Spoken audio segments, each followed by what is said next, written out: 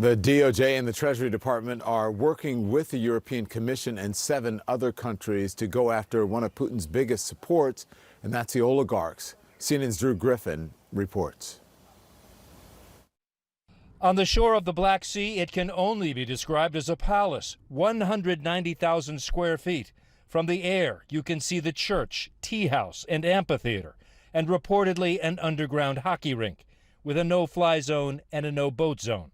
This, according to an investigation last year by the jailed Russian opposition leader Alexei Navalny's group. They claim that this gilded, luxurious palace fit for a king was built for Vladimir Putin. This palace is very much a symbol and a miniature of Putin's Russia. He no longer sees himself as a government employee, as an elected figure. He sees himself as a Tsar, as a king of some sort.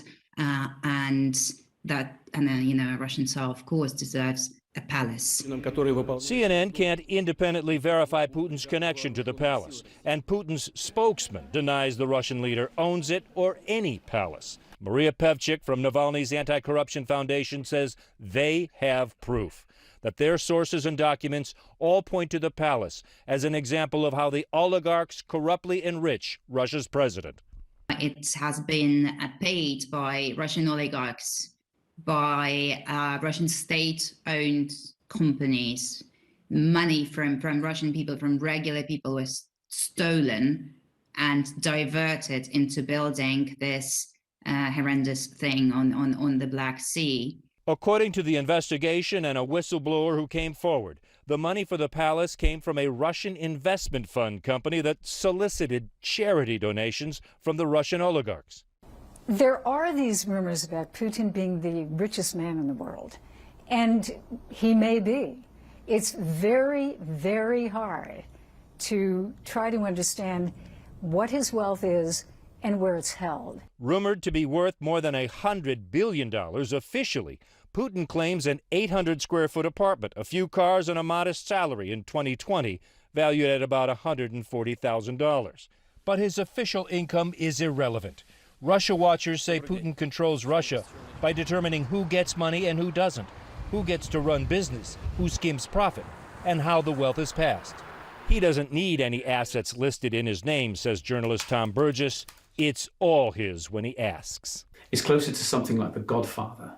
But ultimately, they owe everything they have to the boss. And with a click of a fingers, as he has shown in the past, Putin can take everything from an oligarch. However rich and however influential they may seem, they are ultimately dependent on him. Fight the system, interfere in politics, and face his wrath.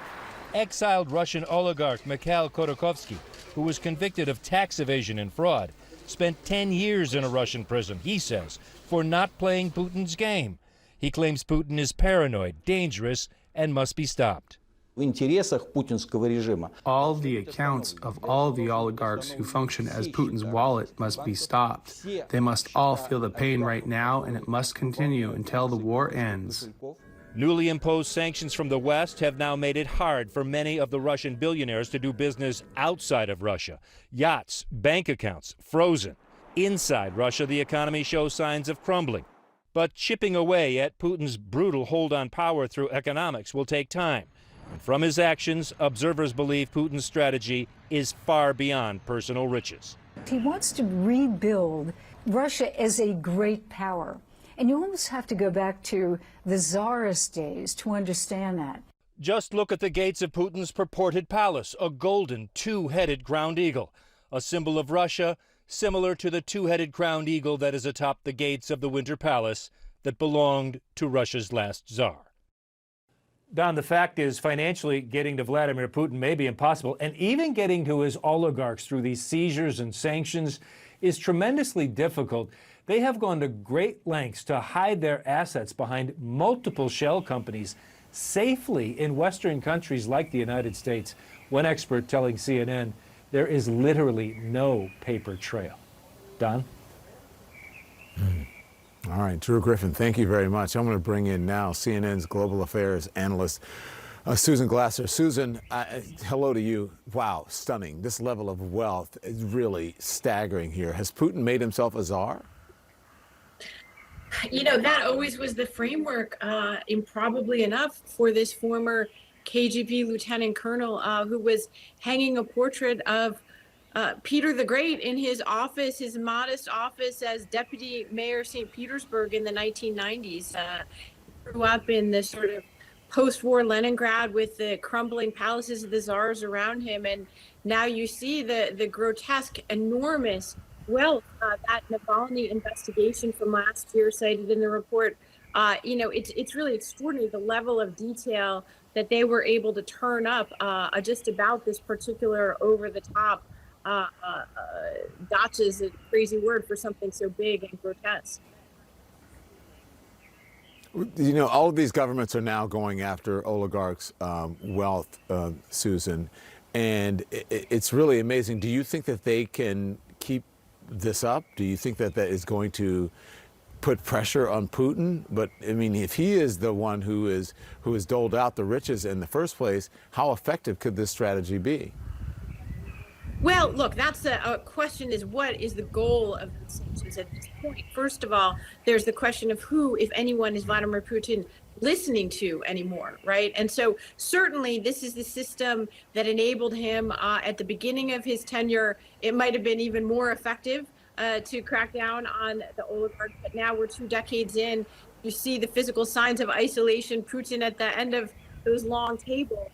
So if he'd listened to the oligarchs, he probably wouldn't have been in this war in the first place. So that's one question that one has. But the flip side is, you know, causing him potentially to lose support enormously from these wealthy people who are used to operating with impunity in the West and going to their apartments in London and, you know, sending their kids to school in the United States and Europe. You know, that's cut off to them now. And the question is, what kind of backlash does that generate on Putin? Putin and his oligarchs, Susan, have had decades to hide and to hoard their money. Can sanctions inflict real pain on Putin and his cronies? Not to the personal level.